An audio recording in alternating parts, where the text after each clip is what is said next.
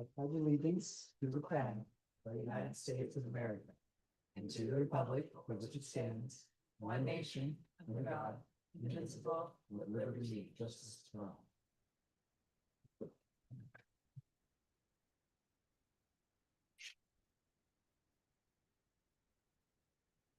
Item 4 is public comments or written communication. At this time, members of the public may address the Planning Commission on any item not already included in tonight's agenda. If you would like to speak, please fill out a speaker card located in the back of the room and submit it to the recording secretary. And we will not be taking any public comment via Zoom. Have we received any public comments or speaker cards for items not on the agenda?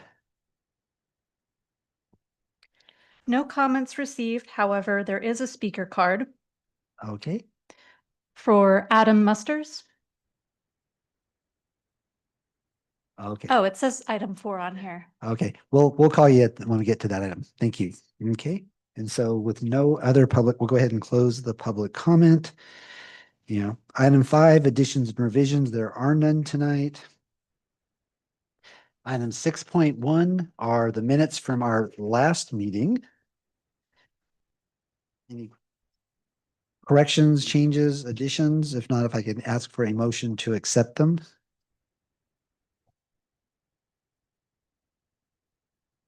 Go. Go ahead.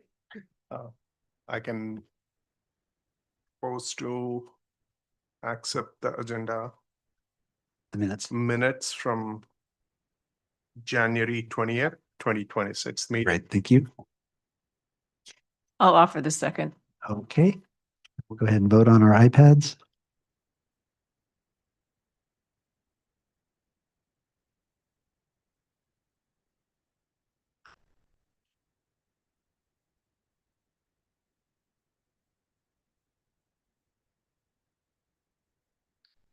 Okay, it did pass 5-0-0-0. Thank you all. Okay.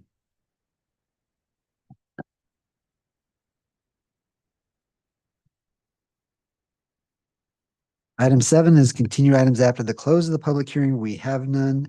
And item 8 is a continued item. It is the public hearing on the Orchards Development Project. We have a recommendation from staff and a short presentation. So why don't we go ahead and turn it over to Izzy? Sure. So in light of my staff report being very short, I'm just going to stay in my chair if that's okay. But just a reminder, tonight is our continued meeting on the Orchards development application. It's the third public hearing that the Planning Commission has conducted. At the last meeting in January, the commission had requested some additional information and edits to the conditions of approval, which we've incorporated into the attachments this evening for your consideration. The applicant doesn't have a formal presentation as well, but they're available to answer any questions that you might have. But ultimately tonight, we have a resolution that's been that was requested at the last meeting that is attached for the commission's consideration. And with that, that concludes my report this evening. If there's questions of staff, I can certainly take those now, or I know we have some public comment as well. Yes, okay, so at this point, if there are questions clarifying what was in the staff report or the project itself, and again, this is our third public hearing, so ideally we've captured the questions from last time and staff has addressed them. So we'll do that first, and I know the applicant is here to answer any questions we might have, so. Do you have some questions? Sure. Commissioner Kanjula. Hello, good evening. So to the staff, I do have one quick question. Similar to the conditions of approval for the park, do we have any conditions of approval for the affordable housing corresponding to the Orchards neighborhood district? We do. They should be under the heading of affordable housing. There's associated conditions in both the master plan conditions of approval as well as in the neighborhood's conditions of approval. So on the master plan packet page 31, there's a heading under housing that starts the associated conditions related to the master plan on affordable housing. And then in Exhibit B, there are conditions under the heading of affordable housing, and I'm just buying myself some time before I find Packet that page page. 43. Okay, 43.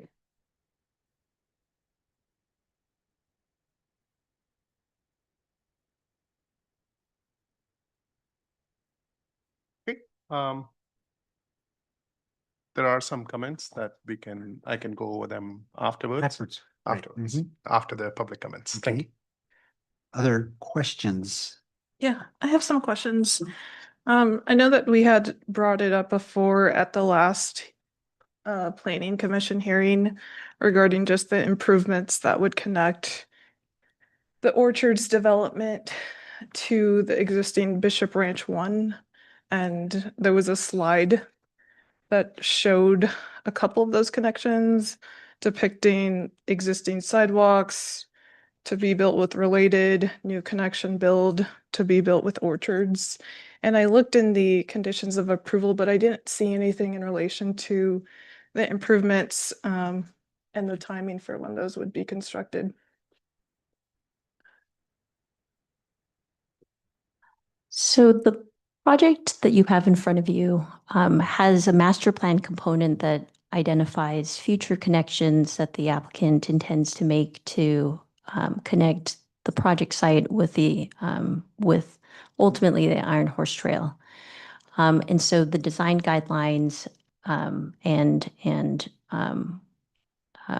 identify how pedestrian connections will be made for this project.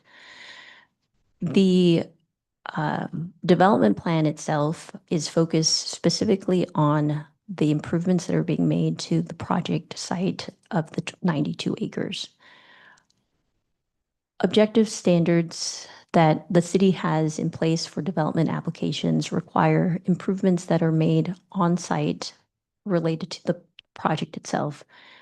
There is no obligation to make those connections other than the fact that the master plan and the design guidelines identify those. And so the development agreement is typically the document in which you would then address offsite improvements, because development plans are associated just with the project area, but a development agreement will then identify those offsite improvements that are not within the project site area. So the expectation is that as part of the development agreement process, there will be those improvements identified and then timings associated with that. I'm just kind of thinking this through my head right now, but on the other end, like typically if there is like a package that is associated with the development plan in this case, we also capture off-site improvements within the conditions of approval. So we wouldn't do that here, even though that's a typical thing that we usually do. We'd save that for the development agreement. There are going to be certain projects that through, let's say, the CEQA process or the traffic operations analysis, identify potentially off-site improvements. So those are things like the restriping that's identified in the traffic mitigations. Those are the types of conditions that you would include as part of the conditions of approval because of the obligation of the project to mitigate an issue. The connection to get to Iron Horse Trail is not a development standard that's obligated to a development plan to meet those obligations for offsite improvements. So those are things that generally are negotiated as part of that development agreement, and that's typically the difference. So traffic improvements are generally some of the offsite improvements that you'll see that will get included in conditions, but things like pedestrian connections, as long as the project is meeting the obligations of complete streets, meaning that each house, each, parcel has connections to that meet the city's complete street standards. if those are fulfilled, then the project can, has met their obligations for complete streets. Okay, so what if this project doesn't move forward with a development agreement and we don't see Eaton housing, and we just never capture the connectivity to Iron Horse Trail?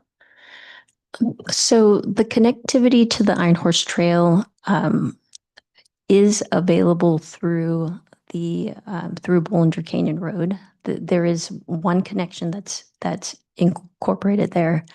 The applicant has, through through their design guidelines, have made those commitments to provide those connections, and the design guidelines are um, adopted as part of this project. And so that is how one would create the obligation, is through the perfecting of the design guidelines that have been incorporated as part of the project. Do the design guidelines reference the completion of when those connections should happen? I don't believe there's a specific time associated with that. It's the 20-year build out period is the expectation of when those improvements would be made. So during the 20-year build out of the project, by the time the project closes out, the expectation is that these connections would be made. Can we have Stephanie speak to a little bit more about the timing for when she would anticipate that, or is that staff's discretion at this point? And she could, if, yeah. Okay.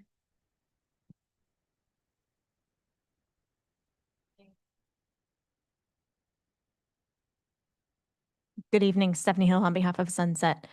In relation to the two sidewalk segments that we're referring to, they're essentially to the east of the property line on Orchard's office. And what we had described at the last Planning Commission meeting was that those sidewalks would be built in conjunction with the timing of the residential component on the western side of the property line, just to ensure that everything matches up and is properly aligned. In terms of the southern sidewalk, we would expect that that would be built as part of the Orchards Neighborhood District.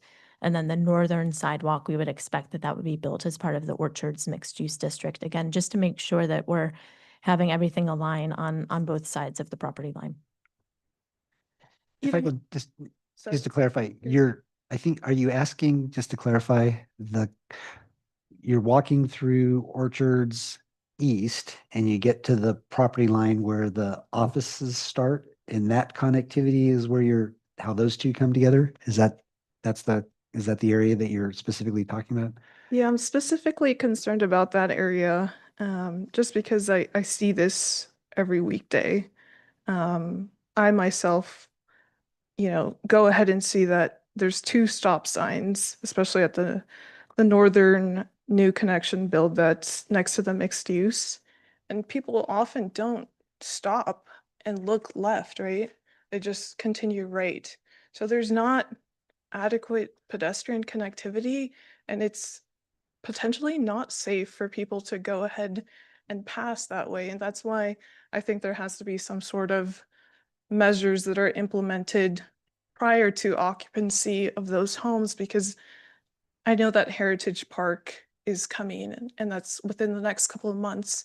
So I would anticipate that people that move into that residential district to the south are going to want to use that park. So they're going to walk. And that's the easiest point of connection to get to Heritage Park. And so that's where my concern is that I would want for there to be some sort of safe pedestrian access, because I know that the residents will use that park, given that the central park won't be built until the mixed use. And the segment that we are talking about in that southern section, we're proposing that that's built as part of the Orchards Neighborhood District. And so that southern connection point would connect to the existing sidewalks, which are within the Orchards office campus. And we showed at the last presentation the north, south, east, west connection points, showing a lot of different opportunities for pedestrians to access the Iron Horse Trail, both to the east as well as to access the Heritage Park improvements, which will be opening this spring. We also have improvements that are being done as part of the Heritage Park improvements, including a couple of pedestrian crosswalks that are within that scope of work, which will be completed prior to the park opening this spring. So there are a number of improvements that are happening to the east of the project site that will enhance pedestrian access and safety. Okay, so that means that the city can rest assured knowing that there will be, a safe pedestrian access from that neighborhood district to Heritage Park and potentially the Iron Horse Trail. That is what we've proposed. That's consistent with what we presented at the last meeting. And there's a lot of pedestrian infrastructure that does exist within Orchard's office. And we do acknowledge there are some missing gaps in terms of east-west connections between Orchard's office and the Orchard's neighborhood. And we're proposing that those segments are built in conjunction with the residential, which will be built within the Orchard's neighborhood. Do you think that you can commit to having that prior to occupancy of those homes? Because at the same time, at what building permit, right? And so what we have discussed is we have a lot of different ways that we think that First Orchards neighborhood could be phased.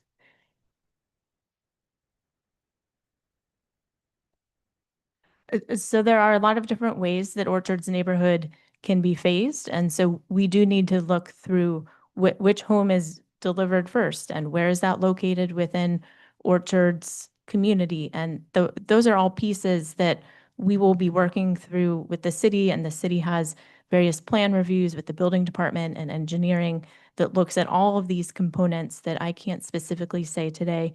This is the exact dimension and the exact location of this sidewalk that will be developed on this specific date. All of that is something that will be worked through as we develop the plans for these individual components, which go through a variety of reviews with the city departments to ensure that there's pedestrian safety.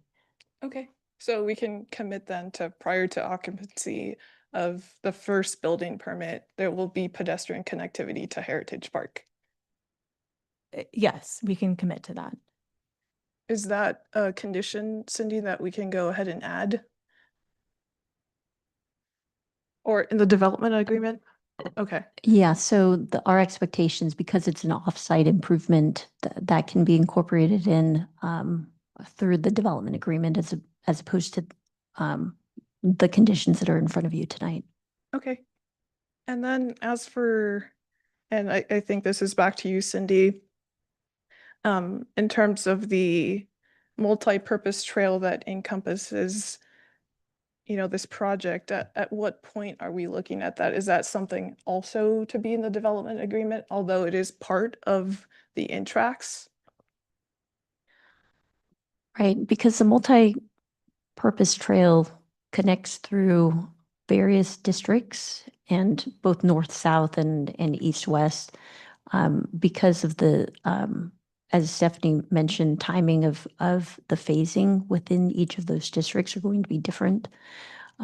That's something that can be addressed in the development agreement as far as the safe and accessible way to get the multi-use trail and when the timing of that trail is going to be available for the project. And then my last question is regarding the affordable housing. I just kind of want some clarification on, I know that Eden is looking at developing the site to the southwest of the multifamily district, and that development agreement is going to go ahead and follow our approval.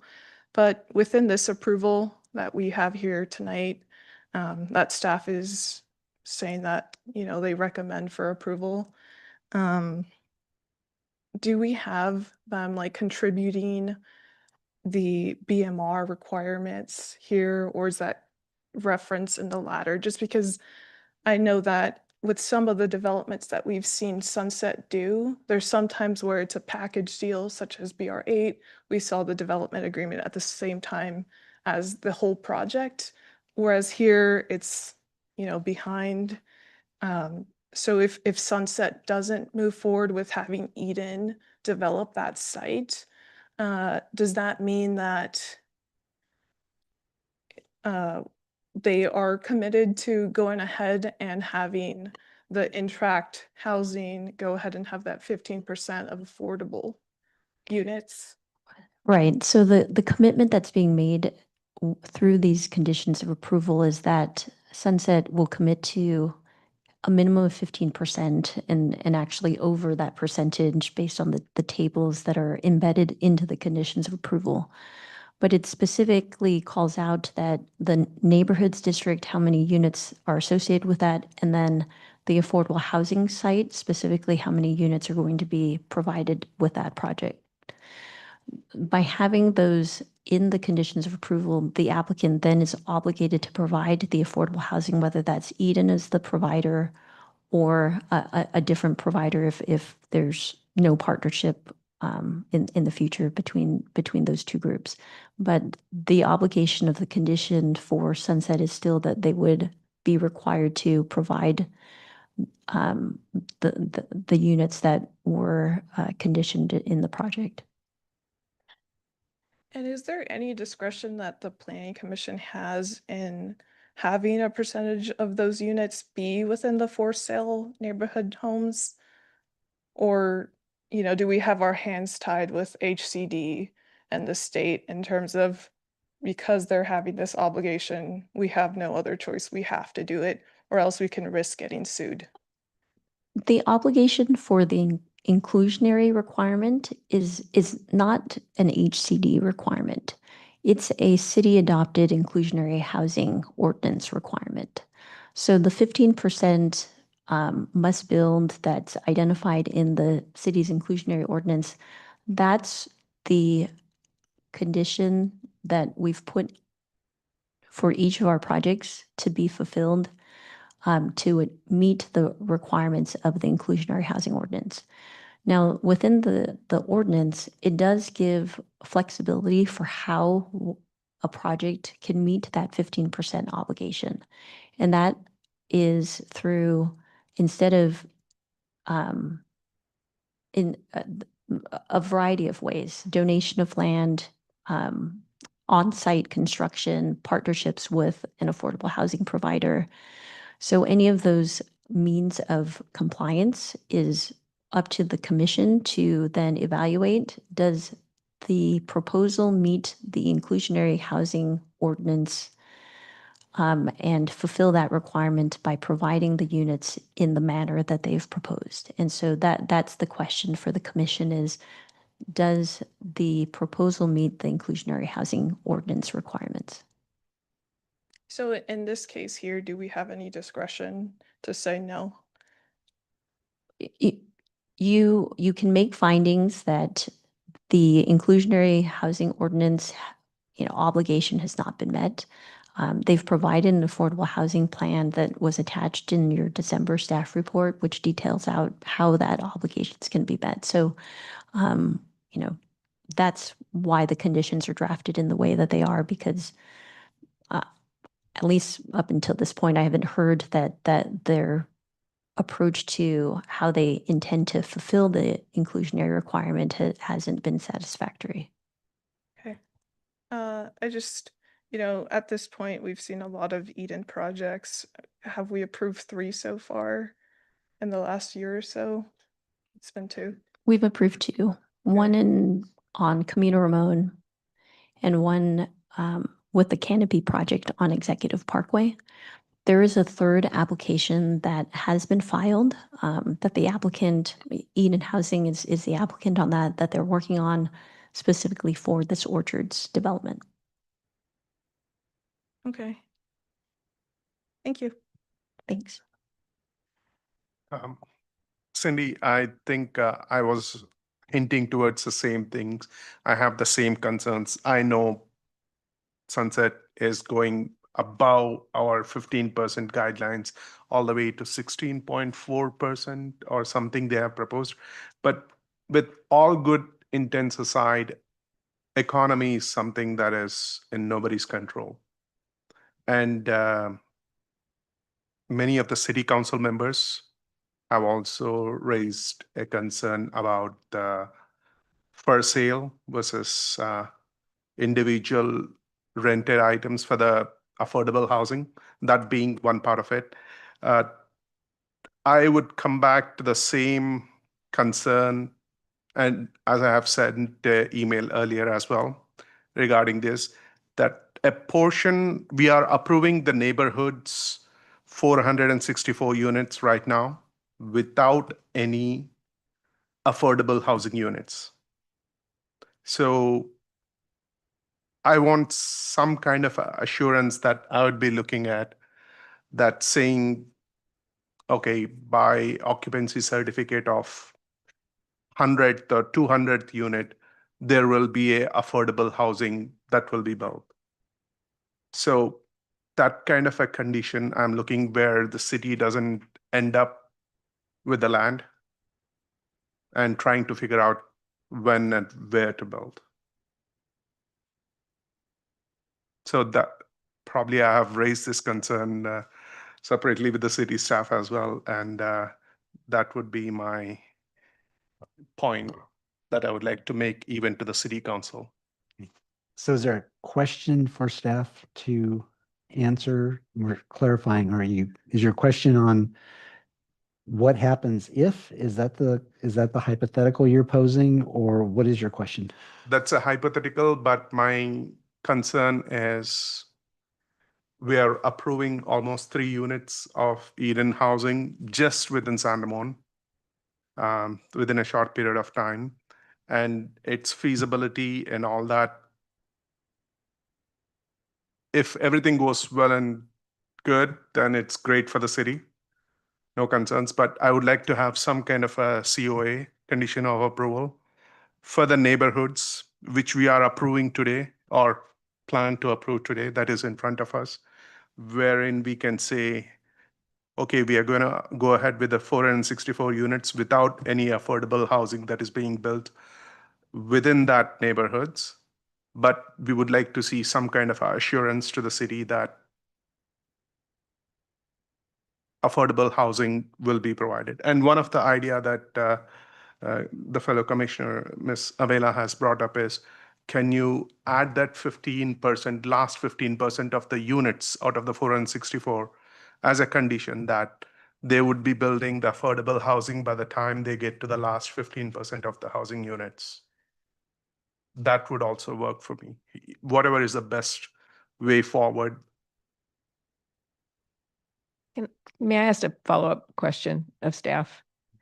It is my recollection that when we have worked through the 2 prior Eden housing projects, pardon me, there was quite an extensive list of obligations and conditions in which Eden had to execute developing this apartment building.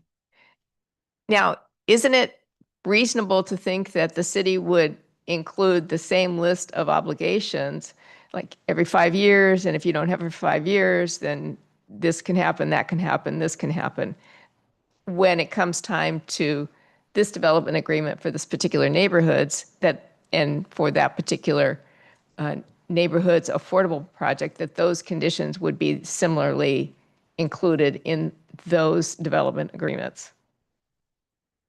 Yes. So there is a development agreement that will include the designation of time commitments. But I think beyond that, when you're looking at these conditions of approval and the way that the neighborhood's conditions of approval identify how the project's going to meet the affordable housing requirement, it specifies that prior to the issuance of the first building permit for the neighborhood's district, that the applicant will have an affordable housing plan in place with those specific number of units that they've committed to. And that plan will address exactly how those units are going to be provided through the affordable housing agreement. And that agreement has to be signed before that first building permit gets issued for neighborhoods district. That's condition number 9 in Exhibit B. And that affordable housing agreement is then can be further, instructions can be further refined in the development agreement. If there are some specific instructions that you're asking for the applicant to commit to, that can be included as part of the development agreement, right? So if Eden Housing as the operator is no longer going to operate there, you can put in a contingency for what happens if it's not Eden. Very similar to the two other development agreements that were signed by the city that addresses whether it's Eden or some other builder. Sunset ultimately has made the commitment that those units are going to be fulfilled. Okay. Okay. You have no more questions? You have more questions or comments? Just one more Questions. question. Questions. So there was all this, we are coming back to different conditions of approval for Exhibit A versus Exhibit B. Both from the perspective of major subdivision and development plan, which is DP 2024-006, which corresponds to the Orchards Neighborhood District as a part of the resolution 0226. It would be also easy for for myself and the fellow members, Plan Commission members, also with the citizens of San Ramon, wherein if we could have separated each and every one of these instead of lumping them together 0226 into one piece, which includes the major subdivision tentative map, which we are all fine with, and the master plan that Stephanie and Sunset have multiple times gone over, which many of them are comfortable with, and environmental review. So what we are trying to do is combine all different pieces of it together, and it would have been very nice if we could have separated them out and gone in a hierarchical way. That would have really helped, and from my objections perspective also, that would have really helped clear out some of the details. So is your question, why is the resolution plus the conditions structured the way it is? Is that the question? Not Yeah. the conditions, but the resolutions itself. The resolution 0226 includes all different DPs. One is a master plan, and we are approving the master plan along with the neighborhood district, which is a piece of the master plan. So what we are doing is we are doing the entire pie, and then a slice of pie we are approving without knowing the rest of the pie still sitting there. So it would have been very helpful to do the entire picture one time and then bits and pieces separately. That was my concern, and I wanted to bring that up. So if we could split them up, that would be very helpful. My question to you is there a possibility if we could do that? I don't believe so. And we've already consulted the city attorney's office, and they're in agreement with the approach to how the resolution is set up, is that one application for a subdivision has been made, one application for tree removal. There are two development plan applications that are made because there are two separate development plans proposed, one for the larger master plan and then one specifically to the neighborhoods district. When you're evaluating and approving applications, you have to do that through one resolution. You can have separate conditions of approval that addresses different conditions for different applications. So if we wanted to separate out separate application conditions just for the tree removal, you could have Exhibit D and say, these are conditions just for tree removal. But you would never have two resolutions because there's only one application being made for the project. So the way that it's formatted and the structure for two separate conditions of approval is so that it is very clear as an overall umbrella project for the master plan there's a commitment to all of these conditions associated with the master plan. And then there are separate conditions associated with the neighborhoods district. Let's say, for example, you've approved the neighborhood district and then the applicant decides, I've got another development plan for my mixed use district, and they propose those and we approve them. And you approve conditions of approval for those. If the mixed use were to then come first and then you had separate conditions, if you did it in that way, you could never be able to make sure that they've met their master plan obligations, and then individually each district's requirements have been met. You have to separate those out because they're asking for two different things for their development plan. But the subdivision of the land is one application, and you can either approve that subdivision or modify that subdivision or deny that subdivision. But there's no way to separate out a resolution because of it being one project. So I follow what you're saying, Cindy. So what you're saying is the entire Orchards is one subdivision, which has a master plan, which is the development plan 2024-008. As well as development plan 24006. That belongs to the neighborhood district. Correct, but it's all one subdivision. So you are splitting the entire Orchard subdivision or the 92 acre into multiple subdivisions. Is that correct? Into multiple parcels. So it's one subdivision application, one subdivision number. So 9693. 98. Yeah, I've seen that. 9693. So it's one subdivision application for one map. That map then creates multiple parcels within the project area.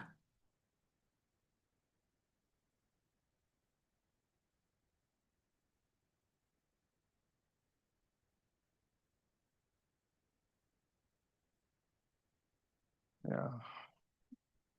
Okay, well, you can ponder that. Well, Go ahead. Mr. Zhang, do you have any clarifying questions at this point? No, I do not, but thank you, Chair. Okay, Commissioner Kuzic, do you have any?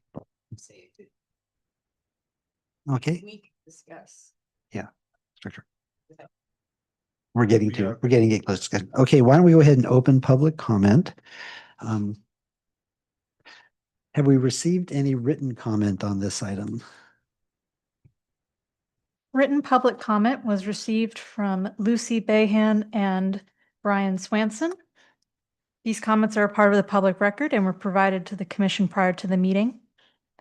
Okay, We have also received 3 speaker cards. okay, why don't we go ahead and call the first one? And I can confirm that all of the commissioners do have the written comments that were submitted this afternoon, one at 2:30 and one at 3:38. So we can go ahead and call the first speaker, please. Adam Musters.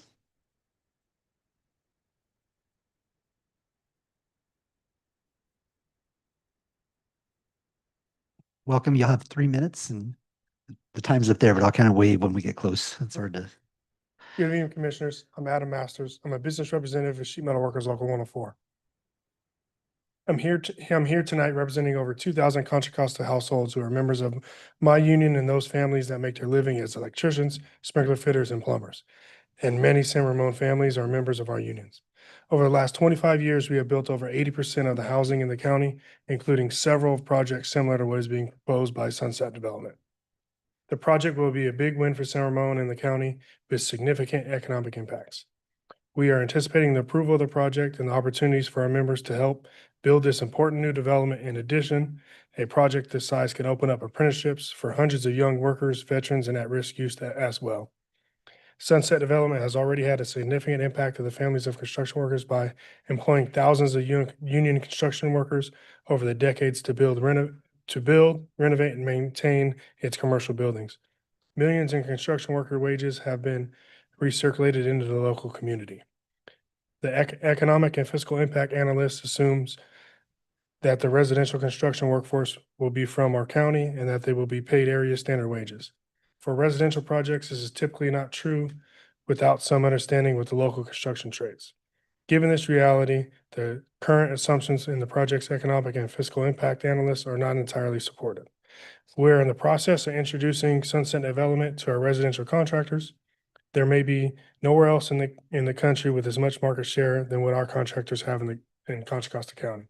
We're hopeful that the use of the local construction contractors we work with, that the economic projection forecast for this project may be reached. Thank you for your time. Brian Swanson.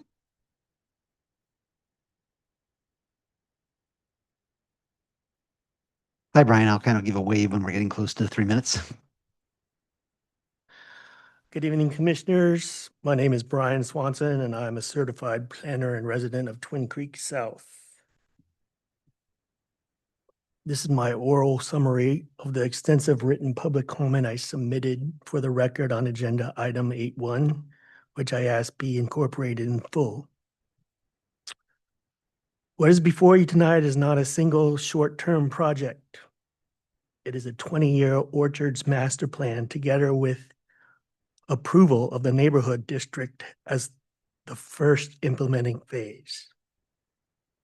Staff's California Environmental Quality Act position is that neither the master plan nor the neighborhood district is peculiar to the site, and that the environmental impacts disclosed in the December 2023 Certified General Plan Update Environmental Impact Report remain valid and applicable, such that no CEQA review is required beyond Section 15183 consistency checklist. The record does not support that conclusion.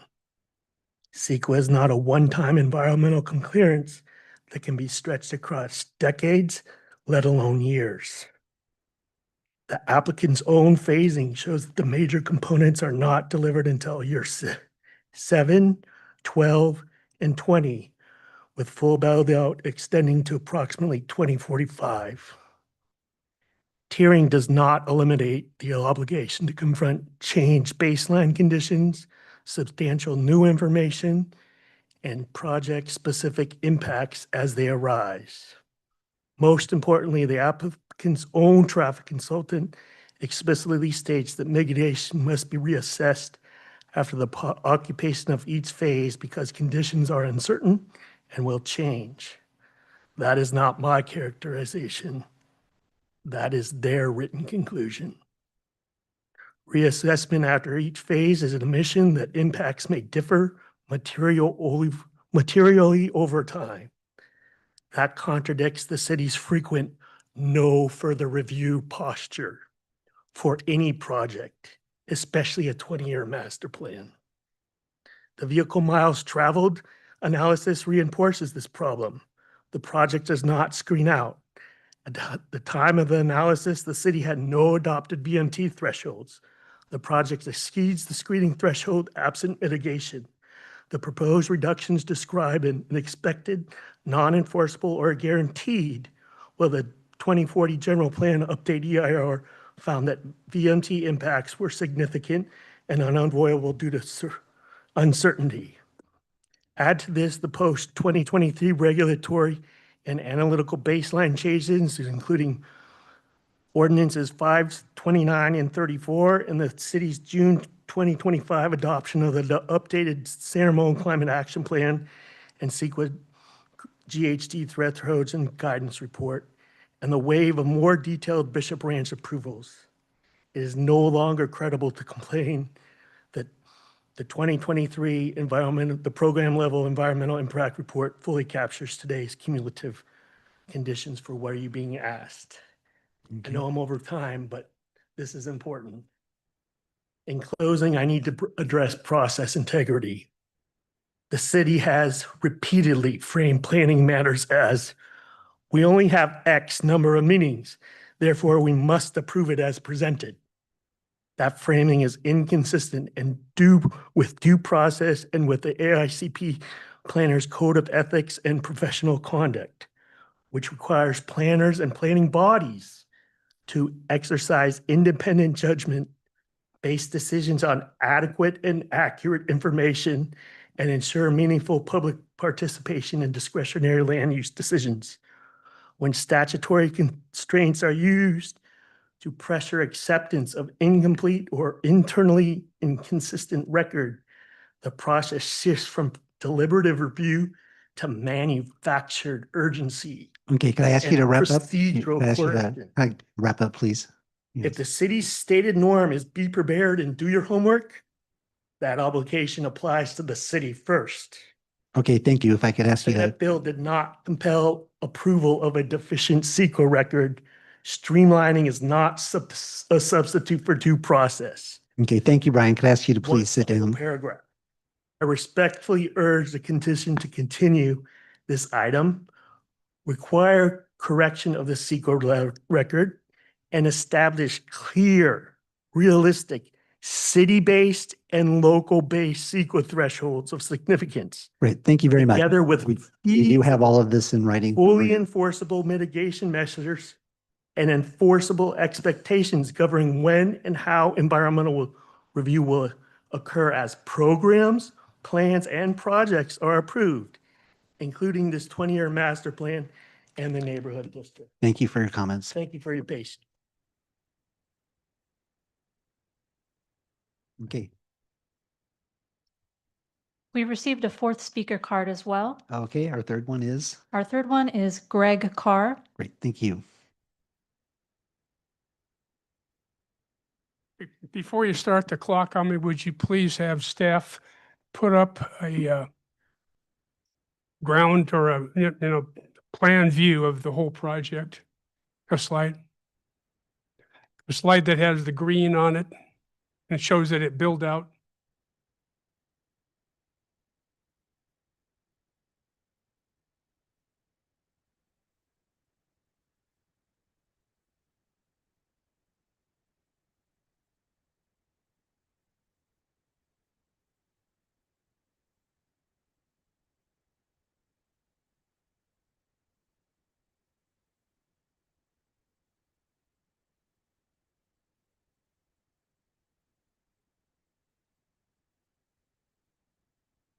How are you? Maybe if you could just turn that off real quick until I find this.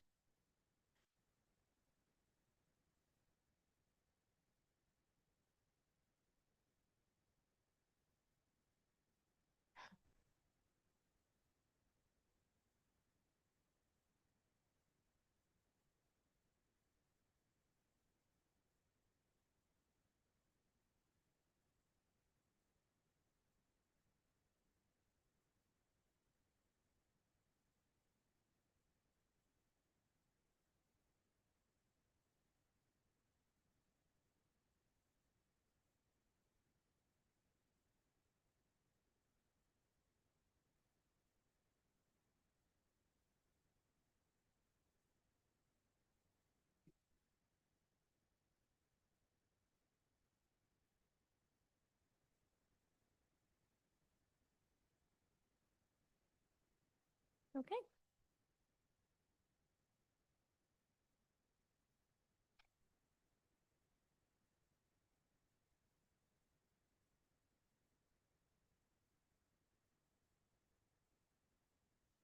Thank you. Greg Carr, San Ramon resident that despises keyboard in front of his stomach. Okay. Two things. You bring up a good point, and what I suggest that all of you do is require a phasing plan of the individual sections, subdivisions, whatever, to have them show you over 5, 10, 20 years, whatever it is, what they plan to build and where. And then you need to have that as a condition of approval because you want to get affordable housing in early rather than perhaps late. They may have a conflicting view of that because of cash flow. Okay? All right. I'm just going to speak briefly. Well, I'm going to speak to my 3 minutes. And please give me a clock someplace because we don't yet have the one I asked for up here. So for all I know, hell, I got 3 minutes left. I want to talk about parks. There's a required amount of parks, and it's known to me that I will call them linear parks, or perhaps more appropriately, call them the barrier parks on the 4 sides, are counted in the park number, right? Okay. So to me, the way that is built out needs to be functioning as a park. It shouldn't have NPDES required drainage ponds, AKA swales, in the park, as has been done on another park space up the road. And the design of it should be that it's inviting to people to use as a linear park. People like to take walks, dogs, whatever, and hike around. Have that shown so that the average citizen can see that, well, yeah, they have done things to that to make it useful, other than overgrown weeds and trees with things falling off the tree. It should be done so that it draws people there. And then as a component of that, I think I spoke about this time back, there should be places where it's widened out, benches for people to stop. And even, decomposed granite pits for the dogs. So the question comes, how do you build out the parks? That would be something you should also ask in addition to the phasing of the subdivision or the sub-elements of the whole project. Have them show you that, because I contend for them, and of course for the city, it would be wise to get as much of park space in so that when you're selling these things, or if you are living in them, you have something to do there instead of have open fields with grass growing up. 3 minutes. So, what's that? So who's the clock person? Oh, okay. You're a little bit over, but you can conclude when Chair Albert tells you. No, that's fine. Thank you very much. And I'm sure that Stephanie Hill and her boss would be happy to perhaps work with you and make you happy with what they're going to build, because it will benefit them as well as the citizens who choose to live there. Thank you. Okay. Go ahead and take off the screen so we can do the timer, and then we can call our 4th speaker.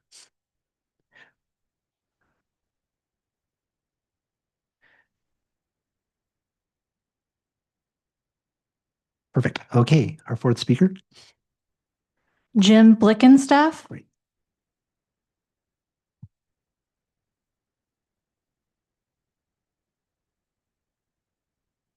Good evening, Mr. Elferts and gang, so to speak. I'm here on one of my favorite subjects, a quality of life subject for the residents. It's a comparable amount of parks for the huge amount of people moving in.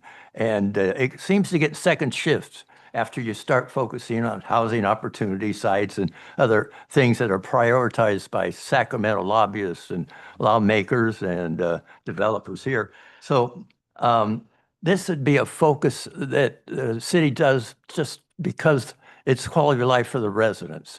So the priority focuses on the residents, which we don't always see that happening with the huge developments going on.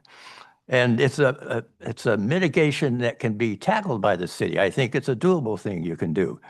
So very quickly, I'd like to recommend that the Planning Commission, as part of approving this, I assume it'll go to the council, that you recommend to the council prioritizing parks. You have certain set pieces that are already in place. You have a little bit of park going into the development, sort of a fraction of what the general plan says. And then you have fees that can be, with a development like this, tens of millions of dollars maybe. So you have starting points here.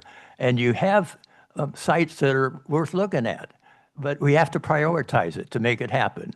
It can't be an afterthought that just happens, happenstance, and then you end up with a serious quality of life issue where community park and every place else is too crowded. And that's especially true with the way housing is being built to stay without the front and backyards. So that's my recommendation for you to prioritize that and put it as something when you send this to the council, assuming it goes there, that the parks be a big part of it in terms of getting that prioritized. So it's almost like thinking instead of housing opportunity sites, think of parks opportunity sites. Give it that same status that you are force-fed from this Sacramento. And there are specific sites. I think one right now would be Muds. I understand there's a 2-acre section there a guy's looking to sell, and you can start doing that kind of thing so it gets on the agenda, so to speak. And then before you know it, you're solving a quality of life issue, and that's something you can tackle. Traffic, that's a whole different issue sometimes. So if you would do that, that's what I would say. It can't hurt, and it probably will help. Great. Thank you for your suggestion. Appreciate that. Thank you. Thank you. Do we have any other speaker cards at this point? No further speaker cards at this time. Okay, why don't we go ahead and close public comment? So we can discuss, and at the end of our discussion, we are either going to decide that we're ready to discuss the resolution, or we have specific recommendations or requests to continue the meeting. But let's start with our discussion tonight. If I can have somebody want to go first. Mr. Fuzik, Okay, so a couple of thoughts on this.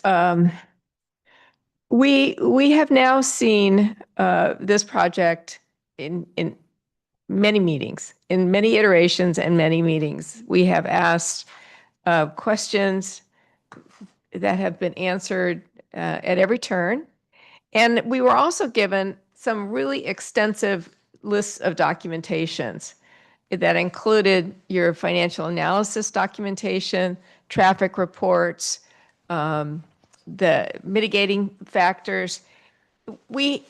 I feel like I have been given all the pieces of information that I could possibly need at this point. And I purposefully brought my, I don't know, probably weighs 5 pounds, the design standards and the development plan. Because every time I hear someone ask something, I go to my sheets here and it's there. There will always be, I think, something that we could quibble over. But I was also part of both in parks and on the city, on the planning staff when we went through City Walk. The Parks Commission looked at all that at first take, and then I was appointed to the Planning Commission, and I got to go through it again. We have, as a city, looked at these projects in lots of different ways and come to the conclusion that they do, in fact, represent good design, quality housing, and consistent with what the general plan says, what we sat through in our design standards when Planning Commission worked through that. And when we've walked through all of these documents, the diagrams do show where there's an interaction, through the parking lot to Heritage Park. It's there. And if we're saying that this is the document that we're holding their feet to those flames, then those things are in there. So I'm prepared tonight to offer a motion that we adopt the resolution as it stands tonight.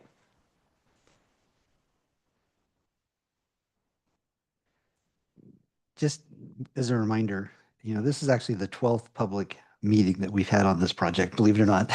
Going back, our first one was a workshop on February 23rd in the Fountain Room, and we had a much bigger audience there, let me just tell you, when it got kicked off. So we have seen it 12 times.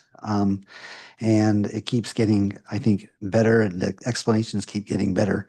But with that said, we are still here going through the process and, never to say we're going to rush through anything. But as a reminder, we have looked at this going on 3 years now, surprisingly. It's hard to imagine. Let me look to my left on comments or areas that you feel like we need a little more clarification, if any, tonight, or, Commissioner Zhang, do you have any comments you wish to make at this point? I'd just like to echo Commissioner Kuznick and Chair Albert. I believe last meeting I stated I was ready to vote on vote on the resolution on this project. I've not changed my mind since. Okay. I'm Great. very Thank happy you. to proceed. Thank you. Okay. I'm just going to jump in. There was a suggestion that there be a phasing plan included in the project.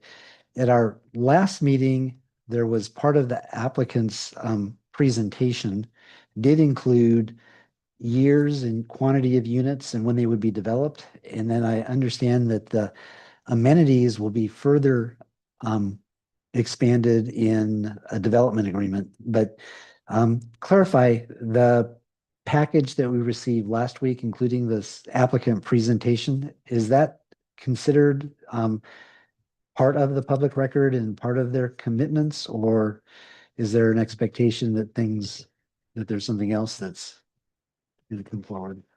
So it is part of the public record that the applicant has identified that that's their expected phasing of the project.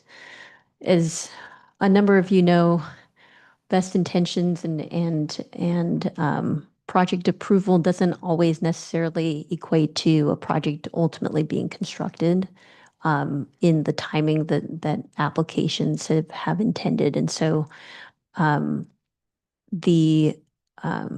what hasn't been included as part of the request that was made at the last meeting was how do we treat some of these interim areas while they are not under construction? And there's been a condition that's been added on how the treatment of those interim phases will be. But there hasn't been a plan that's been labeled phasing plan that has been made part of the conditions of this project's approval. The way to potentially think about that is that because the applicant is expecting the development of this over a 20-year period, and because the approval of the master plan is, development plans and subdivisions have a lifespan on those, regardless of whether they desire to do it as a 20-year plan. Subdivisions are only good for X amount of years. The only thing that then allows for the project to go beyond the life of that subdivision map is going to be a development agreement that's entered into between the applicant and the city if we both choose to move ahead with that. In that document is where you would have the expectation through the development agreement of what assurances the city has for when improvements and other amenities will be coming online. So that's where you'll have some more details about the expectations over that 20-year period, even beyond the life of the current map, what expectations you can have within each phase. Okay. And just one point of clarity, using the City Walk Master Plan as an example, the timing of those improvements is rarely based on the calendar. It's usually tied to a performance standard such as building permits issued.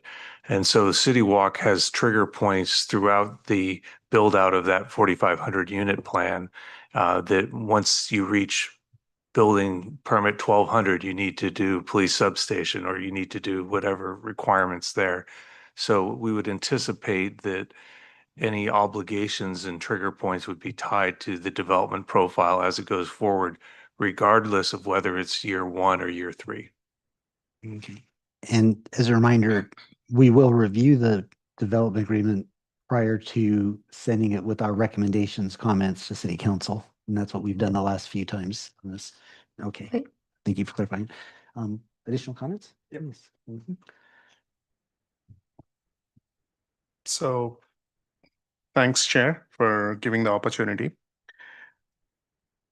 I have potentially brought up a couple of points that I would like to raise the substantive concern that relates to the approval. And my benchmark, just so you guys understand, the public as well, is the project overall beneficial for the city and how beneficial it is? And for both the questions, it is beneficial, no doubt about it. And the second component is how beneficial is there a scope for bettering this project? Yes, there is. And that's where I would like to request a couple of comments or a couple of concerns that could be added and sent over to the city council, just like we have done in previous projects, where they could consider them and they can make their decision as well, because they do pay close attention to these points, what we have done, and we have seen the fruitful deliverance of those in our prior meetings. So I would say I'm not saying we are quibbling over small things, which is not, but I want to ensure that as a planning commission, I'm making sure doing the justice as a commissioner and for the betterment of the city. And we have seen the orchards phasing scenario that was presented on 20th of January, which was the very first page talking over the next 20 years of work they're going to consider.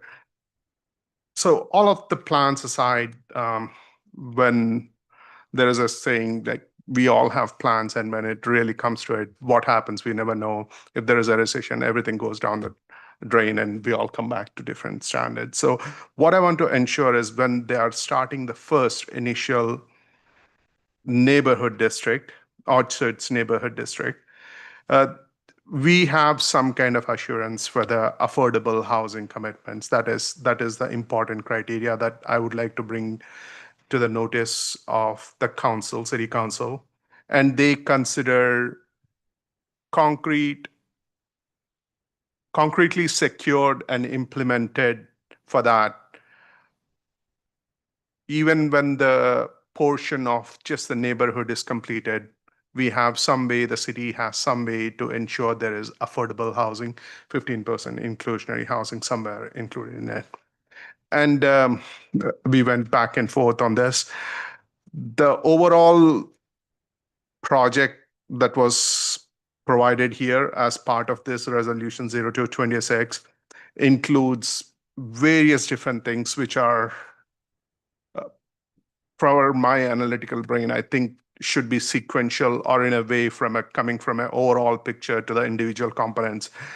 And I agree with majority of them, but some of them I think they should have done, or at least put it separate, combining the environmental traffic study and the master plan together, and then having a neighborhood district separated out with the multi-use separated out and things, but overall the development agreement combining all of them together. So that's how it should be put together, and I have seen in other places that was a plan. But I would say as these decisions are really long-term, almost 20 years we are looking ahead, I would really want the city council to consider two things. One, the implementation of them sequentially as it was proposed together from a phasing scenario perspective. And the second component is having the affordable housing commitment that was done along with the first component of neighborhood district, that we could have secured assurances and commitments. So those are the two things I would like to add to the comments for the city council. Thank you.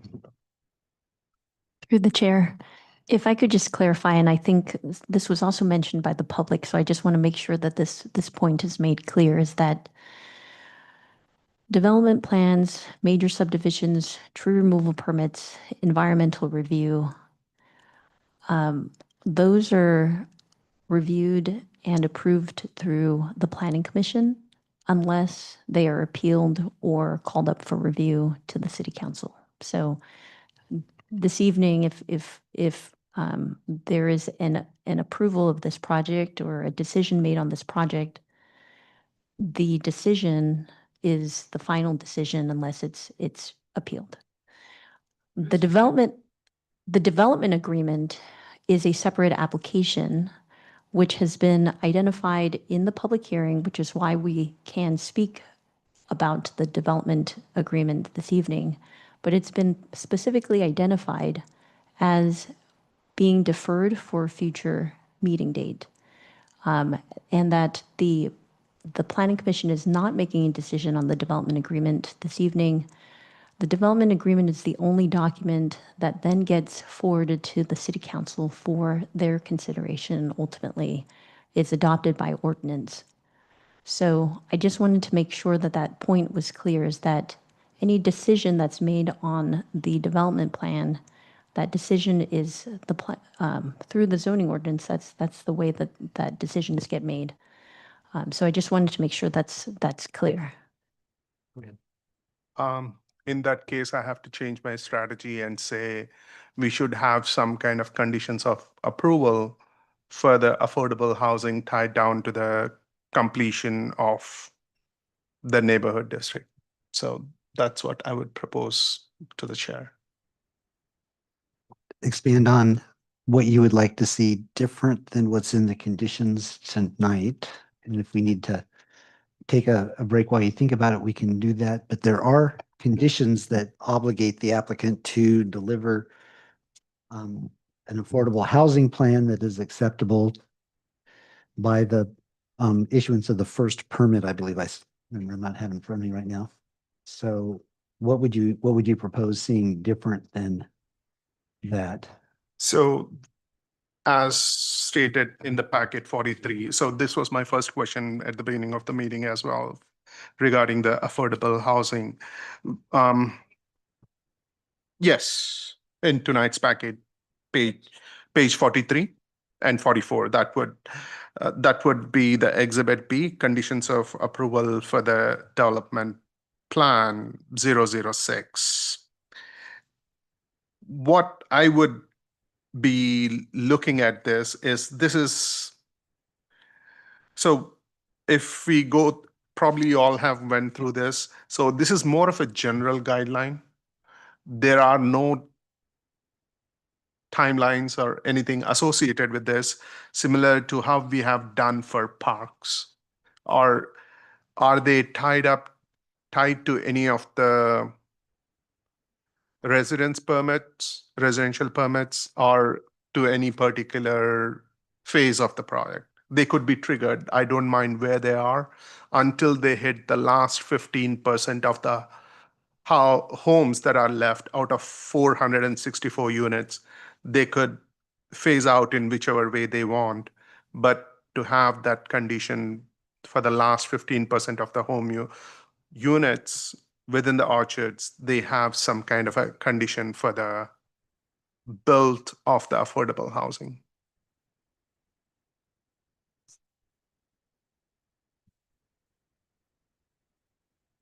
Makes sense. Do you want to comment on that? I would also like to see if other commissioners have any opinion on that. There is like on packet page 43, it references, like you said, the affordable housing, and it says prior to the issuance of the first residential unit building permit, the applicant shall have a fully executed affordable housing agreement with the city, yada, yada, dated, the applicant's written affordable housing plan dated December 4th, 2025. And it talks about the 99 affordable housing units. But do you want to see that also tied to, if that doesn't go through, then it would be the for sale? It would be the for sale for the last 15% or somewhere interim for the neighborhood district, 464 units. Because everything being said, good and well, if Eden Housing doesn't come through, this is their third project, doesn't come through with their plan, then city would be held responsible. Yes, we are providing the numbers to RENA, ABAG, and all this HUD, but in the matter of fact, or in reality, we wouldn't have those units, affordable housing units anywhere. They will be still in planning. So I guess you kind of want like reassurance, like if the affordable housing agreement, the DA doesn't get approved by the city council, then you want something in the conditions to have the neighborhood homes have for sale housing. Like a condition for, okay, the 99 plus one manager, and then if not then the for sale 15% of the neighborhood district. Correct. Some kind of conditions associated. Would we be able to do that, Cindy? Because that is part of our inclusionary housing. We are just trying to enforce what's on the book. That's all. Nothing new. So I think what's important to remember is that the commitment that's being made in the affordable housing plan, specifically for the neighborhoods district, is that they're actually providing more than 15%. 16.2%. No, I no, appreciate. no, it's actually, so 16.2% is the overall master plan for the entire development. So when you combine neighborhoods district and the Orchards affordable housing, there's 468 homes associated with neighborhoods district and Orchards affordable housing. Of those 468 units, 80. 369 of those are going to be market rate. So the remainder of those units, the 99, are going to be affordable. 99 out of 468 units is a commitment of over 21%. So you're getting a higher percentage of affordability as well as more units. That's the commitment that's being made. So let me clarify. So it's just me better trying to understand. Within the, if you have the map, or within the neighborhood district, you are saying there are 99 homes that are separated for the affordable housing? In the Orchards So- affordable housing site. That would be the part of the multi-family district, right? Somewhere it is shown. Correct. It's It on is- the north. We are West. not approving that. We are only approving. So that's the reason I wanted to separate different pieces of the subdivision or whatever name you are trying to say. So there are three components that we are having for the orchards. One is the neighborhood district, which has 464 units. And the next one is the mixed use that has 619. And the multi-family housing district, 1,465. That includes the 99. No. The neighborhoods doesn't. The neighborhoods is the 368 plus the 99 Plus the one. affordable and then the one manager's unit. So that's why it's 468 in the neighborhoods, because they're counting the 199 affordable plus one. But that is not part of the neighborhood district. is- it That's is- part of the multifamily district. No, it is. But per the map, it is technically in the. But we have sat here and we've listened to these plans for weeks now. This has always been that the affordable units were going to be located there, that the city allows a developer to assign their affordable units off-site. That technically is off-site. Now, this happens to be something where they're going to use a separate, for lack of a better word, vendor to build those apartments. We all liked what Eden was going to do. We raved that they were a fantastic option. For you to suddenly say, wait, we have to put them into the neighborhood because we don't think Eden's going to come through, feels right now like a real serious sort of operating in trying to use my words carefully here. Okay. Operating outside of where all of these meetings have gone. And I don't support that. I'm sorry that I feel animated about it, but I don't Yeah. support that. That's not operating in good faith. Commissioner Kidd, just to confirm, it's clear, although we're only approving tonight's 368, there are conditions that establish that the additional 99 units will be made available as part of the affordable housing part. And it is part of the neighborhoods district, but I think we're getting ourselves confused by language a little bit. There's going to be additional approvals. It is still part of the neighborhood district. So the way I'm thinking about it, just for me, is we are approving an overall master plan. We are being asked to approve the details for the first part of the neighborhood, 368 homes of 3 housing types. But there's an expectation tied to this condition that there will be an additional approval or a different application for 100 units, of which 99 of them will be affordable, that will be allowed to be assigned to or utilized by the 368 we're approving tonight. Fair enough. That is a different DP. In the Eden Housing will, the Eden Housing project. Absolutely. That's what Cindy told us is in process right now that we'll be looking at shortly. And then just similar to what we did with the other 7 and 11 in an Eden project, we will see an approval come before us to evaluate for an Eden project, 100 units, of which 99 will be affordable. Then we will see a development agreement, which will tie all of this together, including the timing of when they'll be available and any other commitments that will need to be tied. And we don't know the nature of the development agreement. It might just be an affordable housing development agreement. It might be for the entire master plan, but we haven't seen that yet. But there has been enough discussion that we will see a development agreement. And to just make sure it's clear, the city will negotiate the development agreement. The planning commission will review it and send it to the city council with our recommendation for comments. And as you correctly said, our comments are very carefully considered by the city council, and the 2 development agreements have resulted in additional benefits to the city after the city council took a look at it. So, if that clarifies what we're approving tonight versus what we're not approving tonight. Yeah.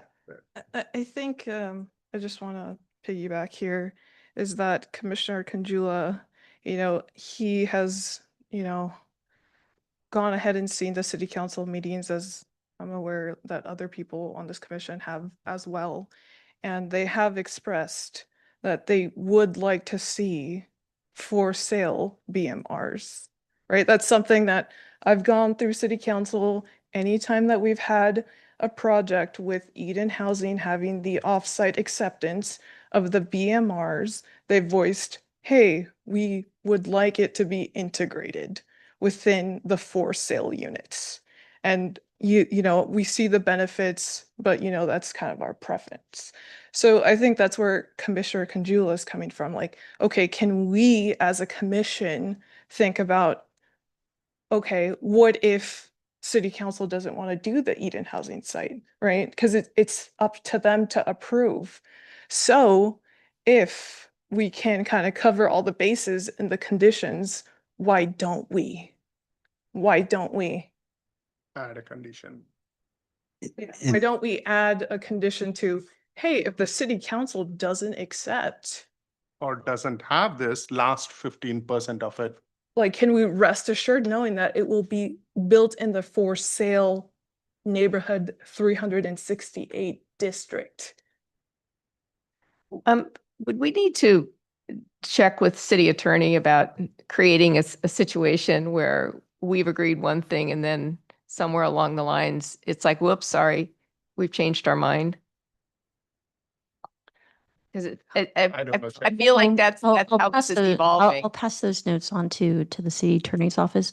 I just wanted to make sure that I made the point of the 2 separate sets of conditions of approval speak to the 2 different commitments that are being made from a master plan level and then also from a neighborhoods level. So I know I've already identified for neighborhoods district how that commitment is going to be made, and I just want to make sure I'm clear as far as how the master plan and how that will evolve.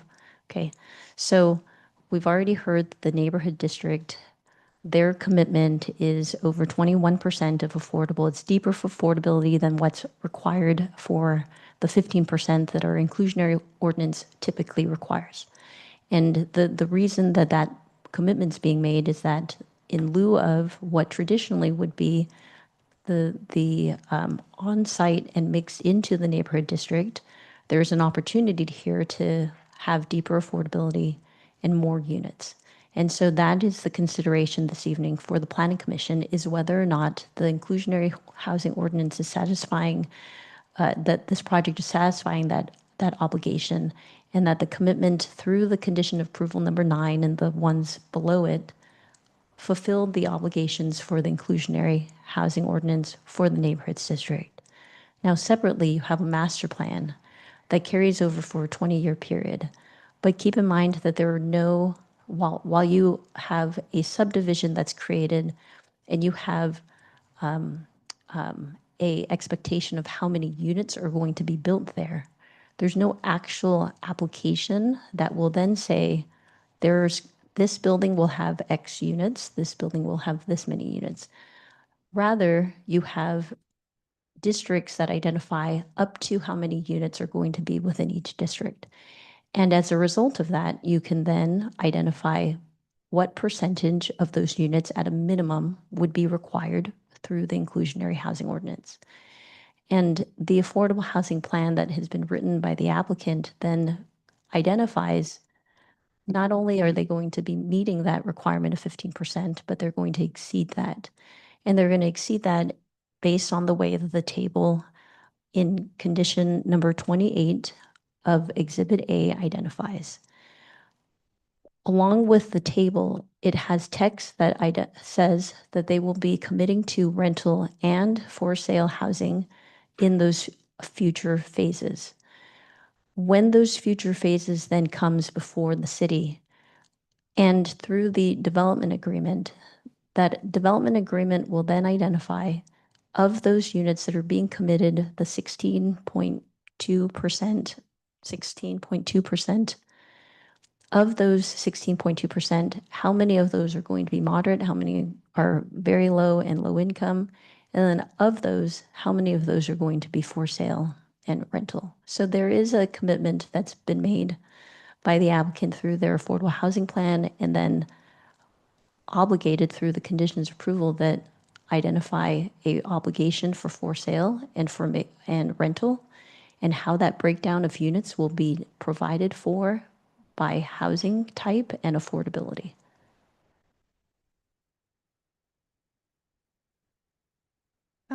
Is that, what packet page is that on? So the affordable housing agreement. 31 and was- 32. Yeah, so there's a condition that references the affordable housing agreement. The affordable housing agreement was provided to us back on December the 16th. And if I understand what Cindy said, by the conditions as written, the applicant is committing to their affordable housing plan that they've already produced on December 4th. And that condition, ties the two together, the obligation and the commitment they put together in the plan that they submitted back in December to the approvals that we're doing tonight. Okay. Commissioner Alford just said. Okay. Okay. Okay. Okay. So I think we understand your question, your comments,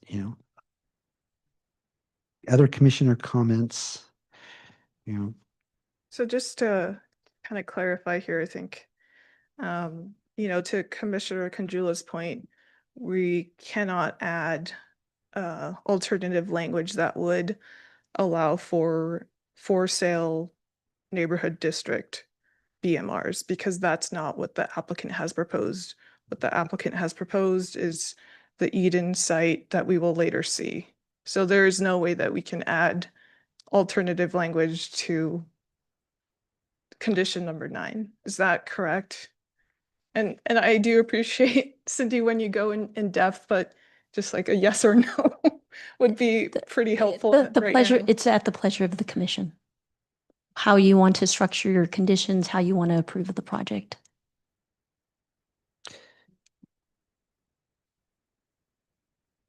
Would that require a motion to amend the COAs?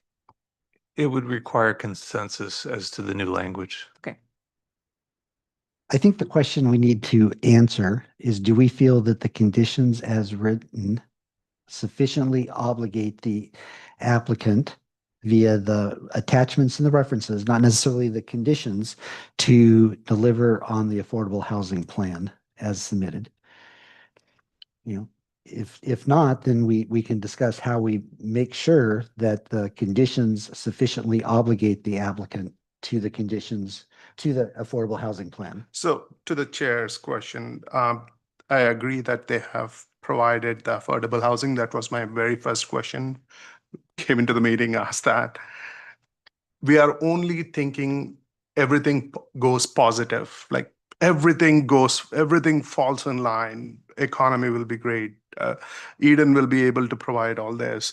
So what in scenario that something, the city council, somebody, somewhere the entire chain breaks. There is no other language for conditions of approval. That is the only. The affordable housing plan is still in effect. If Eden doesn't submit an application, if Sunset doesn't submit a development agreement, if city council rejects the development agreement, my understanding is the affordable housing plan, which obligates the quantity of units that we need, more over and above what they say in the affordable housing plan, still is in effect. You know, that's true? But I guess I have questions here in terms of timing, right? So, I'm kind of a detailed looking at the timeline person. And so I'm thinking, okay, if the development agreement, gets approved, we move forward with Eden Housing, we give the final blessing to city council, they approve it. Okay. And then in that development agreement, we have that up to, what is it, like 5 years that they continue to apply for funding. They give us an annual progress on what, kind of progress that they've made with, the tax credits and so forth. But at the same time, the neighborhoods district is being built. We're starting to get the for sale product. It's starting to get sold. So, we have that horizon for 7 years that Stephanie has shared with us from Sunset, saying 7 years for a build out of that neighborhoods district. But then the affordable has up to 5 years to get on the ground running. So how do we align that where, okay, if Eden doesn't deliver, if they can't provide that and get that adequate funding, we just lost how many for sale BMR units in the neighborhood district? Does that make sense? I hope that timing is making sense to Go everyone. ahead. You actually haven't lost any units. They've been delayed. Again, we can do what if scenarios all we like. We have a set of circumstances and a set of conditions that we're dealing with today. There's a process that we go through. There's a lot of discretion to negotiate timelines and things as part of the development agreement, but you're not going to get a perfect scenario that addresses every possible contingency out there. Some projects don't move forward. They get reprocessed as a different project and we move on. But the point is we have an opportunity to build a neighborhood, build affordable housing component that exceeds the standards that exist today in our inclusionary standard and would result in a project that was well received in the study sessions and for all purposes would be beneficial to the city. And again, we can discuss what if it doesn't happen, but what if it does? What if it works out great? We're never considering that aspect of it. Yeah, and we have assurances through the development agreement that there are contingencies. Again, it may not be day one, it may not be day two, but it will happen and it will be addressed through that process. And, the what if it doesn't work out comes out to, we see BR1A, BR3A, the city walk that has yet to have apartments developed on it. So we kind of do run into, is this the appropriate time for that No. market? And given that we already did approve 2 Eden's housing projects, is the city investing too much into Eden housing? Well, that's not a decision for the planning commission to make. Your discretion is not who builds. You're looking at policy direction based on the zoning and municipal codes in front of you. And just to speak a little bit about City Walk, you have a project that's going to be breaking ground in the next 2 weeks next door to this building. So again, it didn't happen year 1, year 2, year 3, but it is moving forward. Things happen, things changes, there are delays, but ultimately, because of those development agreements in place, they're able to preserve the ability to move those projects forward when the timing is right. So again, I understand you want perfect assurances of everything, but you have a process that you need to rely on. And it's a process that has worked for years. Many things go very well. I mean, we have lots of great projects that have been built in the city. We have a very good quality of life. We have connectivity. We have unbelievable open space and parks, but that's all because of the policy direction that has been implemented by this body and the city council. So again, I feel like I'm trying to lecture you and I don't really want to, but again, you can't let the idea of a perfect project get in the way of a good project. Okay. Are there other comments? No.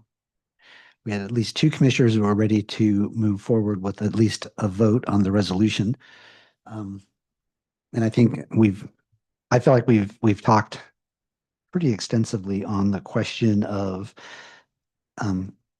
what we'd be looking at tonight. Does it or does it not obligate the applicant to deliver on an affordable housing plan, which includes the units, whether it's via Eden, whether it's via some other alternate compliance that will then come back before the public, or whether it is for sale on site? Do we feel that the conditions as written sufficiently obligate the applicant so that the city feels comfortable that at the end of the day, we'll end up with the affordable units that we expect? I'm looking to see if, I feel like the conditions that we have that we've been talking about do commit Sunset and the applicant to deliver on the affordable housing units. And then should the hypotheticals, come to pass, the city will still achieve the affordable housing as outlined in the affordable housing plan.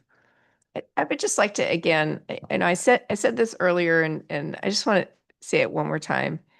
Yes, we have already approved 2 of the Eden housing projects, particularly for when we did the first one at the service center. I'm sorry, I can't remember the name of it.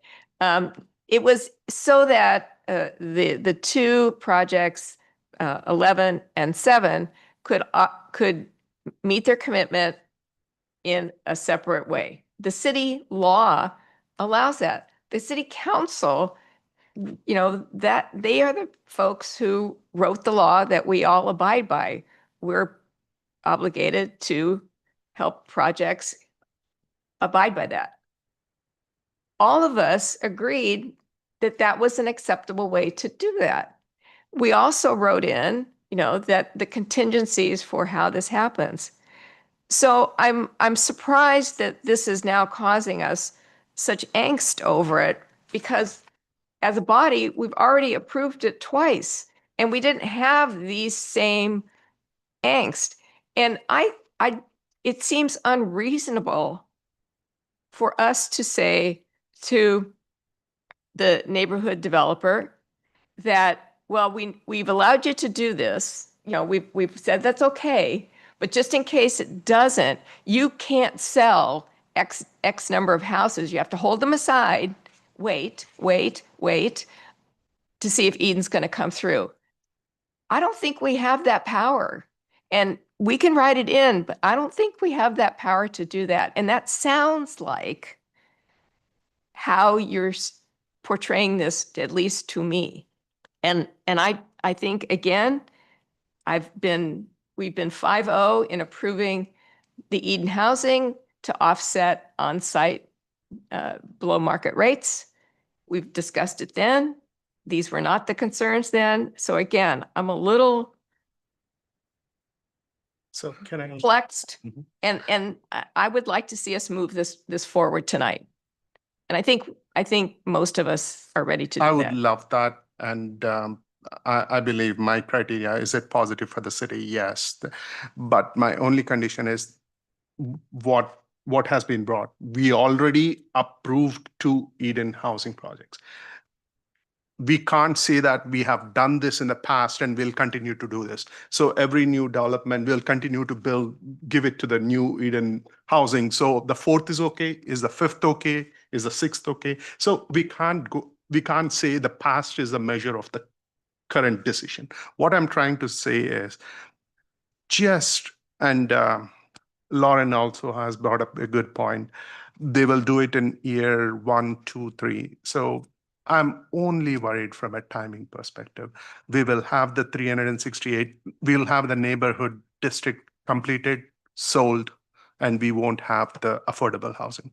That is my only simple criteria that I'm still stuck with. Right. And I think the way that would be addressed is not in the resolution for this project, but in the development agreement. If there are concerns that the commission has that your hypothetical that we fully built and sold all of the first 368 with no sign of the 99 affordable for whatever reason, then what will happen then? And I suspect then one of the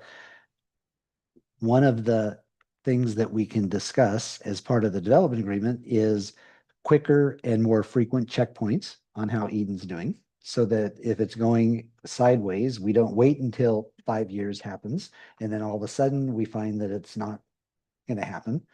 And that could be something that gets worked into the development agreement so that both Sunset, the city council, planning commission all have an opportunity to react if the affordable housing project doesn't come to be the way it's anticipated here.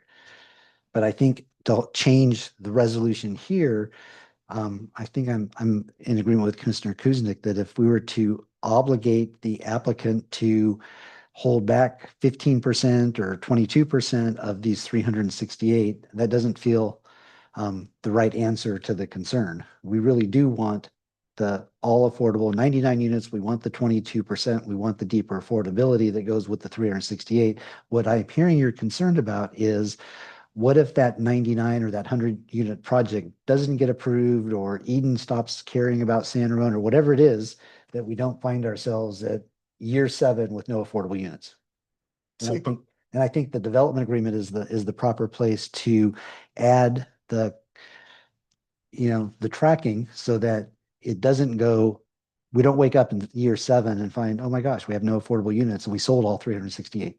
I think that's the place to address that concern, and that's also the place that the city council can weigh in, that if they want to back up to Eden, or they want something else in place, that they can introduce that as a concept, Right. but not to us to introduce how this project is presented to us, because it's our job to evaluate and review projects that are delivered, not projects that are not, and redesign the project. So I do want to bring up one additional.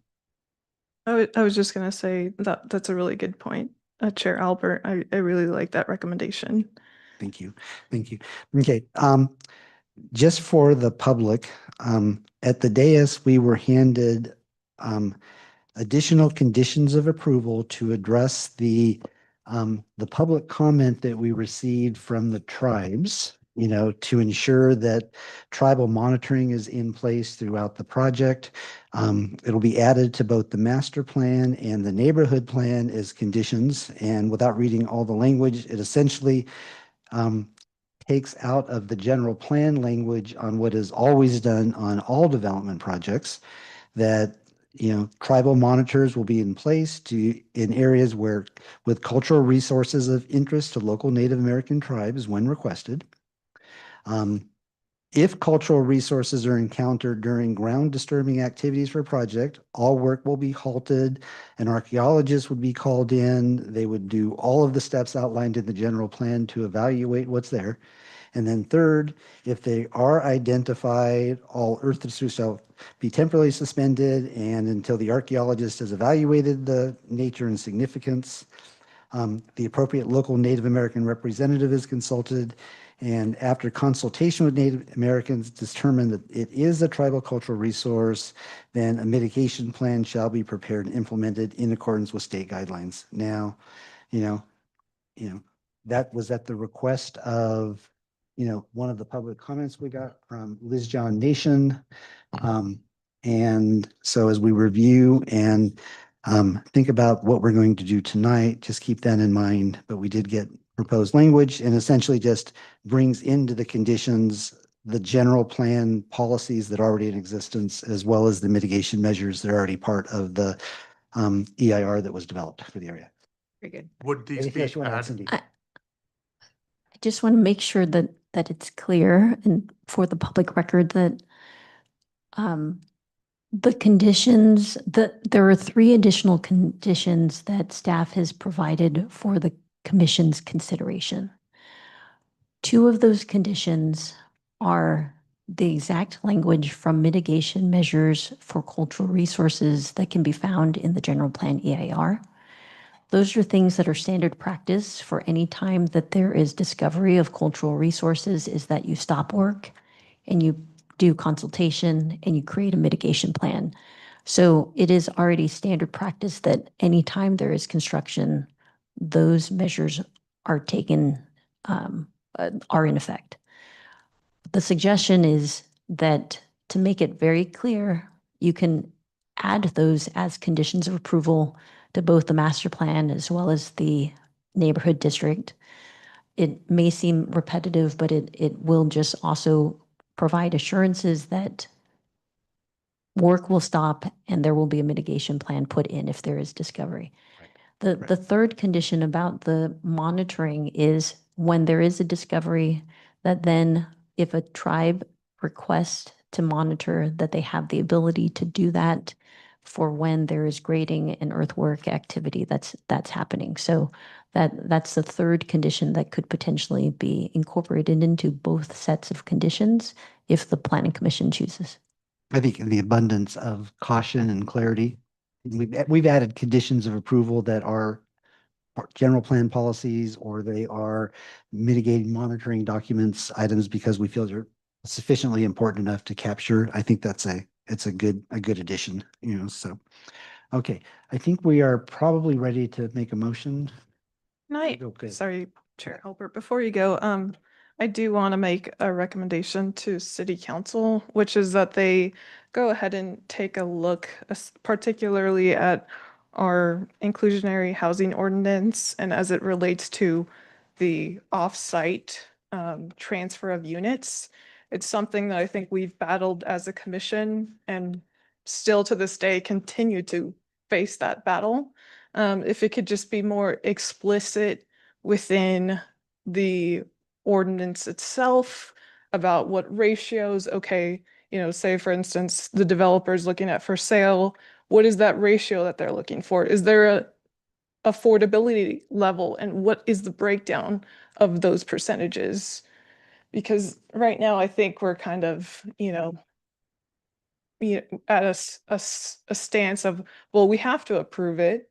That's what's come before us and we've agreed to it. We like the project, but I think we also have to think, what does City Council want, since they've all appointed us to serve? So I'm just kind of looking out for what is their direction to us moving forward and how they want to see the off-site transfer of units, since it's pretty generic. If I can turn to staff about the mechanics of that process to send a Okay. message. I mean, the direction to the commission is to follow the policy documents that have been approved by this body as well as the city council. If there is a desire to revisit any of the particular standards that are in place within the city, that's something the city council can put on their work plan priorities for staff to undertake. But again, that's at the discretion of the city council, or it can also be initiated when there's a need to modify those things at a staff level. But again, it's just a process that we have to go through. But at the end of the day, we have to follow the guidelines that are in place. If you don't like the standards, you have to go back and change the standards. And so if there's something that needs additional clarification, well, we can take that under advisement and look at it. Yeah, I think it does need additional clarification. Agreed. Okay.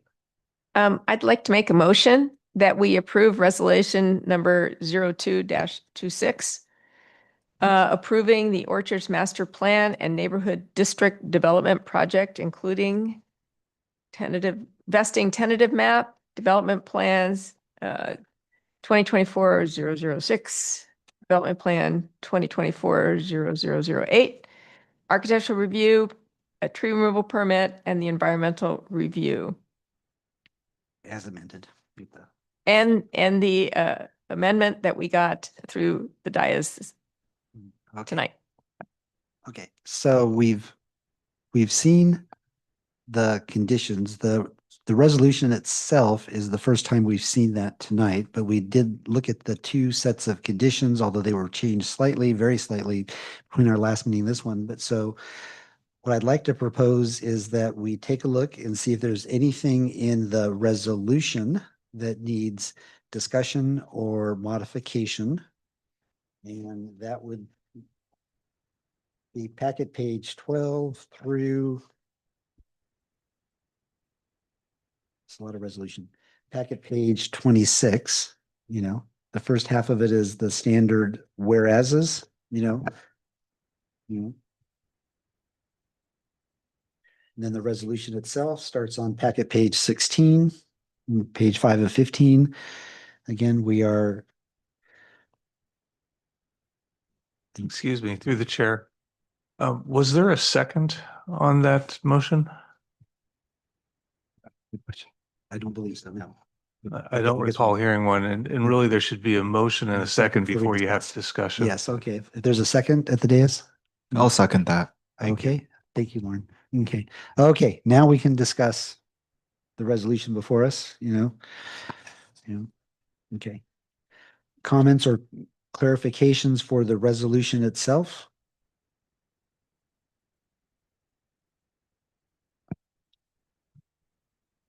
Being So none? packet page 17, page 6 of 15, 0-26 conditions of, so the map, does it need any update, or because there were additional connections towards the east, two of them?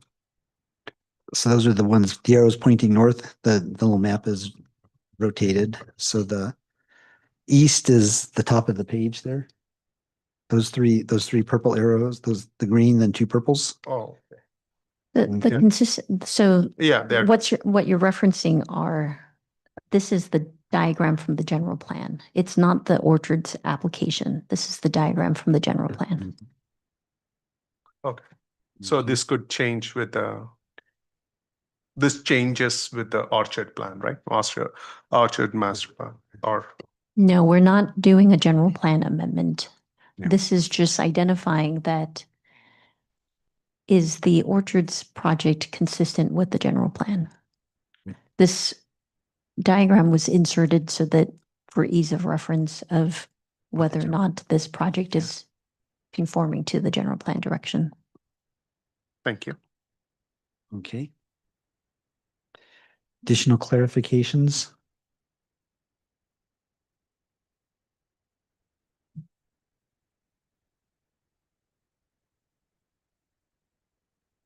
Okay. Seeing none, Exhibit A is the master plan conditions of approval. They were modified slightly based on our comments at the last meeting.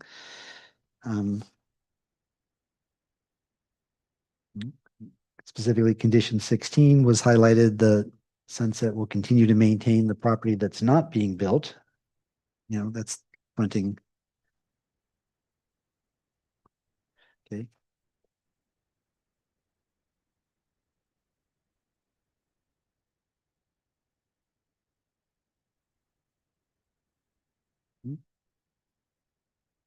Give folks a moment to glance through this before we jump to Exhibit B. Exhibit B is the conditions approval specifically around the development plan, architectural review, major subdivision, tree removal, environmental for the Orchards Neighborhood District.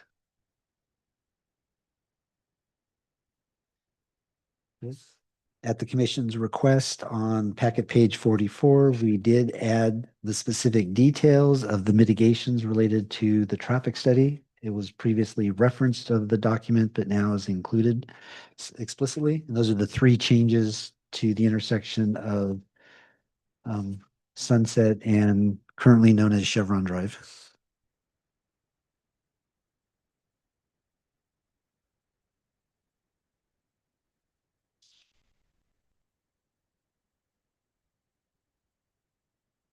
Okay. And another recommended addition is packet page 55, and that was that the project is compliant with noise and air quality standards, you know, recognizing from Commissioner Vila that we are abutting the freeway.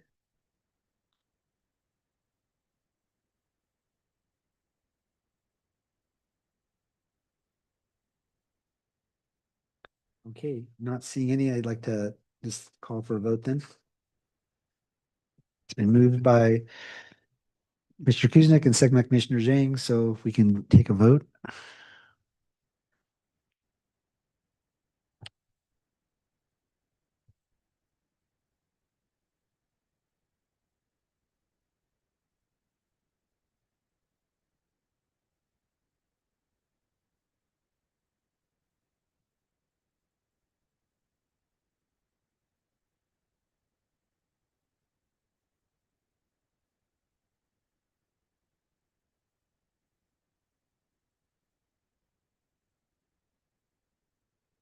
Okay, the resolution motion passed 5000. This time Cindy has a comment to make. Yes, the obligatory decisions of the Planning Commission may be appealed within 10 calendar days of decisions by filing a letter stating the grounds for the appeal, along with the appropriate filing fee in the city clerk's office. Okay, and then I think we also encouraged a couple of comments to the city council. The inclusionary housing ordinance might be time to revisit the offsite, and then the development agreement to include sufficient milestones to ensure the city and Eden is on track for success. Okay. Thank you all for the discussion. Chair, Edward? just a quick, so what would be presented to the city council? I'm going to leave that to staff to send the message on the need for potentially updating the inclusionary housing ordinance, you know, the proper avenue and mechanism to communicate that, you know, to them, you know. The development agreement is something that we will see, but we did suggest that frequent milestones or checkpoints be included in the development agreement. And I'm sure after this discussion, if it's not adequate, we'll make recommendations before it goes to city council. Mechanics on that. And the 0226 that we have actioned on today, there wouldn't be any mention of that to the city council, right? Correct. As Cindy explained to us, the city council has delegated land use decision authority to us. So the decision of the planning commission is final unless appealed or called for review. But there's not a formal mechanism that will be sent to the city council with our discussion, although if I can imagine they do tend to watch what we do, so they will know. Yeah, it won't be a surprise. I mean, what our discussions were. Yeah. Thank you. Mhm.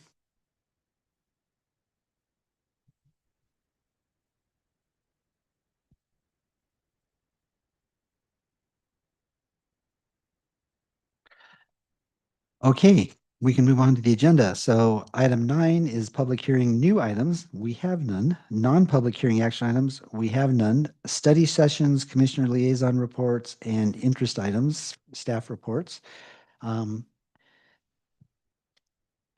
Anybody attend any committee or other commission meetings that have things to share? Yeah. Nope, on the side. And I went ahead and attended the open space advisory meeting that was yesterday on 2/2.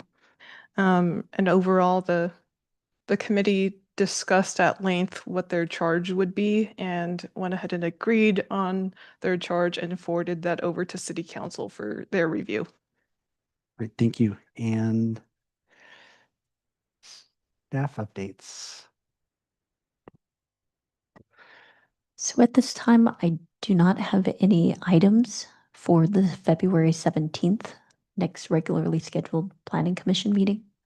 So I'm going to operate under the assumption that we'll go ahead and cancel that meeting for lack of items. Our next regular scheduled meeting would be March 3rd, and we've got a few things that we're working on for staff presentations and projects for March 3rd. Great, okay.